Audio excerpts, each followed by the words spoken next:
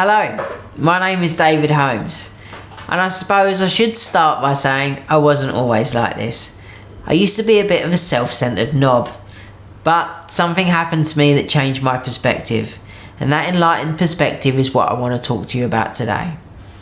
First, I'm going to share with you what I had, what I lost, and then what I gained, and hopefully you can gain something from my experience too. So you're probably wondering who I am and why I'm here.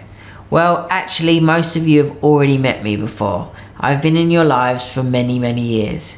Here, let me show you.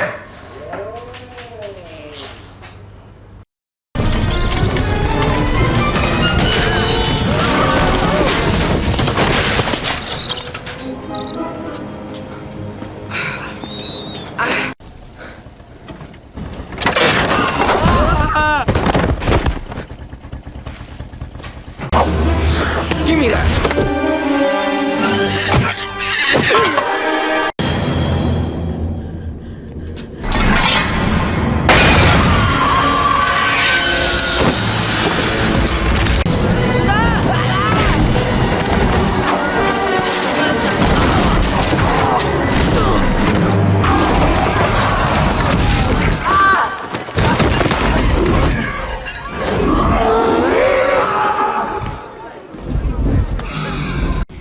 Fight back!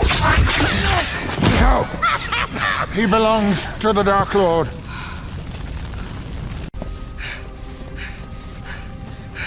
Sectum Sempra!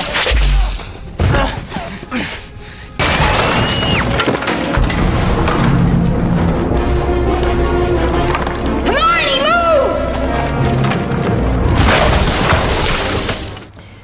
So if you hadn't guessed it before, between the ages of 14 and 25, I was working as a professional stuntman. 8 of those on one of the largest franchises in movie history, Harry Potter. That was even me as Hermione when the troll smashed through the bathroom doors. You're actually looking at the world's first Quidditch player, and as you can see, I've swapped my broomstick for something quite a lot slower. So how did this happen? In 2009, I was 25 years old, living the dream, working with the best of British talent in front of and behind camera. I really was living the stuntman's life of sex, drugs and sausage rolls. I'm only 5'1", but if I stood on my ego, I was 10 foot tall at least. Then on a cold January morning in 2009, whilst rehearsing a stunt I'd done hundreds of times before, something went wrong terribly. Unfortunately, I broke my neck. I hit a wall and separated my spinal cord at the C6, C7 vertebrae, just about here. I went from heaven and to hell in just under a second. There's no doubt what happened to me was a tragedy, not just for me, but for my loved ones, my family, and also my work colleagues. For some, the guilt has never gone away. But with 15 years breathing space, I can honestly say breaking my neck made a man of me. Just like Harry, I had to grow up. So why am I here today? Well, some people say it takes 2 years to recover from a major trauma like what I had. And I'm here to tell you that's total bollocks. It's an uphill battle, one that takes place every day. The physical damage is equal to the emotional kind. As a stuntman, I had to be flexible, able to manage my fears, constantly working on improving myself, handle pressure, and also constant and willing to be challenged. Turns out that was a perfect rehearsal for being a quadriplegic. My new life takes even more mental stamina. It's really, really hard work, and also is 24/7, 365. If you walk away from today's video, lucky you. But if you walk away with a newfound perspective from what I'm about to share with you, then lucky me. So here you go. Some of my own lessons from the School of Hard Knocks. Always live in the present. So right now, I'm living in a body that's going through a state of neurological decline. Every day I'm having to let go of the remaining function of this one side of my body. This comes with pain, frustration, and requires huge tolerance. After my accident, I spent several years chasing my old life. You know, the one with the sausage rolls? But really it was gone forever. Learning to love my new life takes time, and honestly, it's a work in progress. As it's always changing, there is a real chance, unfortunately, that independent breathing, speech and swallow might be affected in my future. And what that means for me is, in moments of clarity, I remind myself to be here now, to take a breath and be thankful that I can still do so by myself. So ask everybody at home watching this, take a breath. And now as you let go of that breath, remind yourself that as you took that breath, someone on this earth is taking their last. So what might living in the present mean for you? Okay, so I'm guessing most people watching this at home have looked at an old photo of themselves and wished to be that person again, whether it was more hair or less wrinkles. What that should mean to you and remind you is that most of us have forgotten to appreciate what we had when we had it. I'm going to give you another example of this. I'm going to ask everyone at home to wiggle their toes for me. Okay, so hopefully you can feel it. Well, those nerve signals are travelling from your brain to your feet at over 200 miles an hour. Take it from me, that is a gift. Don't waste it. In life, it's great to make plans, but never forget to take a breath and wiggle your toes and try and be present when making those plans, because the present really is the only time frame we have control over. And that leads me on to my second point. Always look for the light. The story of Harry Potter is one of triumph of light over dark, but it's a great motto to live by. It takes work, real work. We will all find ourselves in a tough place at some time or another, as part of the human condition. But it's up to us whether we actively seek out the light or settle for sitting in the dark. I learned early on that sitting in the dark only brings more darkness. But luckily, the same can be true for looking for the light. If you look for it, it will find you. Every day I wake up in this body and it says to me, just stay in bed, avoid the pain, take the easy route. But in the last 15 years, I've spent at least one of those in bed. And honestly, I'm bored of it. There's only so many ceilings you can look at. So I choose the pain and the fight of sitting upright. For me, looking for the light is simple. It's chasing the sunshine if it's out, or listening to my music on a Sunday. So whatever the light is for you, look for it and celebrate it. Most people watching this have probably been on an aeroplane, and you will all know that even on the greyest of days, all you've got to do is fly high enough above the clouds and the sunshine will be there. So trust you will find the light as long as you keep looking for it. And now on to my third piece of advice. Be a survivor and not a victim. After my accident, I spent 7 months under the expert care on the spinal unit at Stanmore Royal Orthopaedic Hospital. And as shit as I felt, I quickly realised I wasn't a victim. I'd always been a thrill seeker and I'd chosen a job with known risks, and I have to accept that reality. In my time in the disabled community, I've met so many people whose disabilities were caused through no fault of their own, whether it was horrendous circumstances like terrorist attacks or domestic violence. A stunt accident led to my paralysis, and I choose to own that. I decided early on, when I rebuilt my life, if I did it with hate and blame as the foundation, the person that I'd be hurting the most would be me. I didn't want those things or my accident to define me. In hospital, I soon learned that negativity took up energy. And yes, sometimes that negativity can be useful. It's great in physiotherapy.